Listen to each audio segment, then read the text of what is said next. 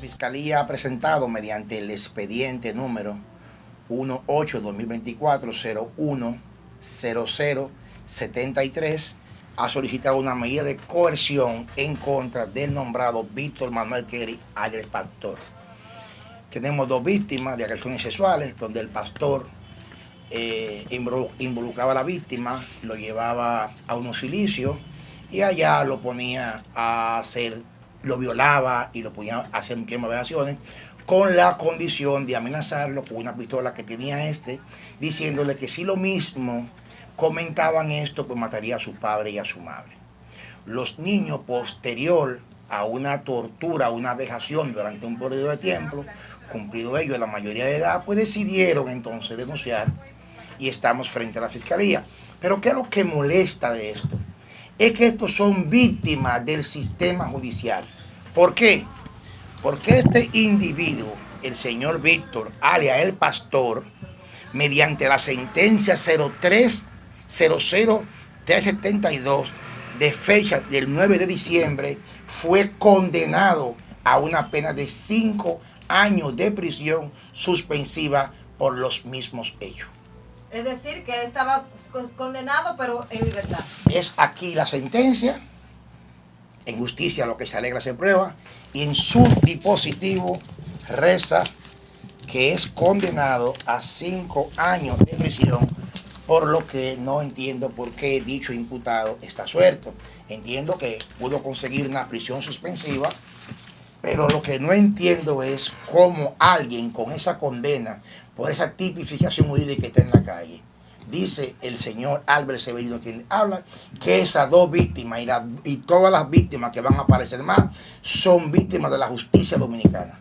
Porque el señor no tenía por qué estar suelto con una pena suspendida. Sí, y lo grave del caso es, licenciado, que ha salido a relucir ya, es que este señor es positivo a una enfermedad de transmisión sexual. Eso es justamente la información que tengo. Eso es lo lamentable, que realmente el sistema es tan impermeable que real y efectivamente parece todo esto.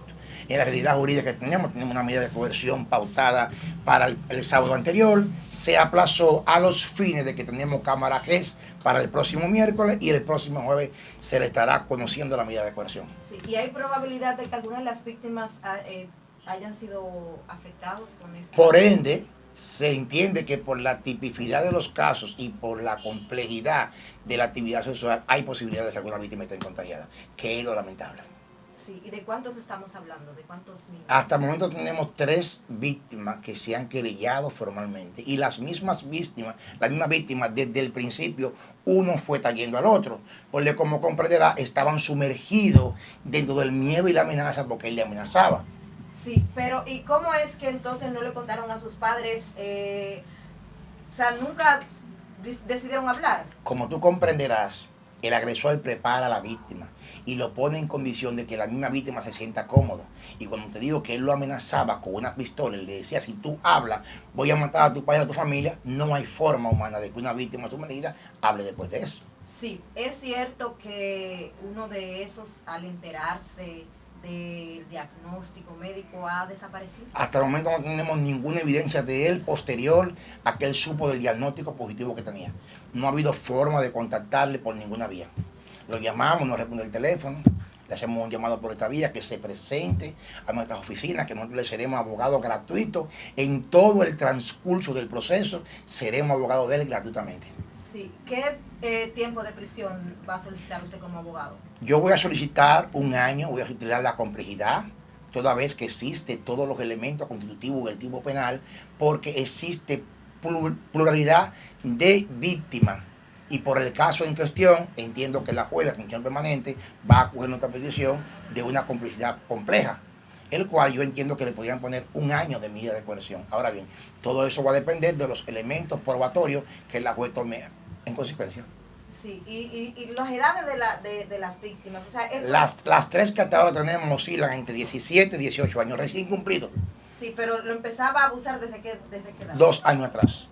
2 años atrás. El primero relata 2 años atrás, el segundo relata 1 año y medio y el segundo 6 meses. Él se mostraba como alguien que acogía a un niño que tuviera alguna conducta especial, algún desviamiento, se mostraba, se vestía de pastor Y cuando lo llevaba a esos silicios que hacían, pues abusaba de ellos y lo violaba.